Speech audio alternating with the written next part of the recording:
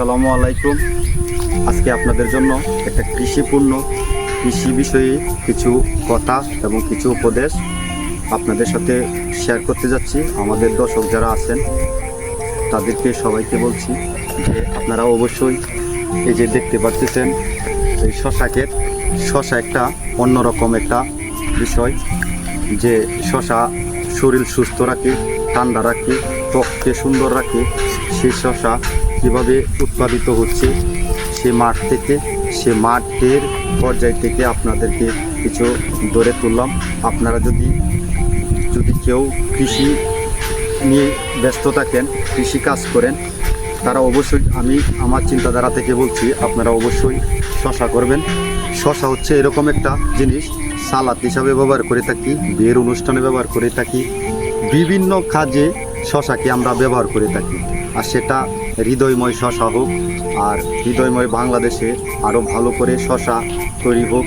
সেই কৃষি যারা এখন বর্তমানে যারা কাজে নিয়োজিত আছে, যারা কৃষক আছে, যারা শশা করতেছে এখন, তাদেরকে আমরা সবসময় সুস্থতা কামনা করি, যেন সে শশা করে বাজারে বিক্রি করে আমরা সকলেই যেন সেই শশা ন্যায্য মূল্যভাবে সে বিক্রি করতে পারে। আর সেই বিক্রি থেকে হয়তো আমরাও যেন সুন্দরভাবে একটা সুষ্ঠুভাবে যেন কিনে খেতে পারি, সেই সমর্থন যেন থাকে। আরেকটা হচ্ছে যে শশা আমরা কিন্তু অন্যরকম একটা বিষয়, শশা মানেই হচ্ছে ঠান্ডা। আর সেই ঠান্ডা থেকে আমরা সকলেই ঠান্ডা হয়ে যাব, সেটা যেভাবে হোক শশা খেয়ে আমরা ঠান্ডা হতে পারি। সে শশাটা কিন্তু আপনারা অবশ্যই আপনারা দেখতে পাচ্ছেন যে শশা একটা অন্যরকম একটা সবজি। এই শশা মানেই অন্যরকম একটা ফিলিংস।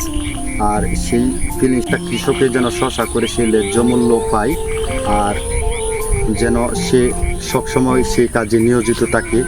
আর যারা শশা উৎপাদিত করছে কৃষকে, তার যেন ক্লান্ত শরীর যেন সেই ঠান্ডাময়, তার শশার যে ঠান্ডাময়, সেই ঠান্ডাময় হয়ে আসে।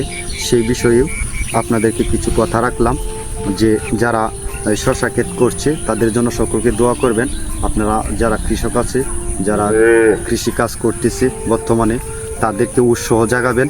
সেটা আমার মাধ্যমেই হোক, আপনার আশপাশে যারা আছে তাদেরকেও বলবেন, যারা কৃষিকাজ করতেছে, যারা এরকম শশা উৎপাদিত করতেছে, তাদেরকেও আপনারা উৎসাহ জাগাবেন। সে তখনই আপনাদের বাংলাদেশ সুন্দরময়, সবুজ শ্যামল, ভালোবাসায় ভরপুর, খাদ্যের কোনো ঘাটতি হবে না। সেখান থেকেই আমি আজকে আপনাদের কাছ থেকে বিদায় নিচ্ছি। আবারও কোনো দেখা হবে এক কন্টেন্টে। ধন্যবাদ।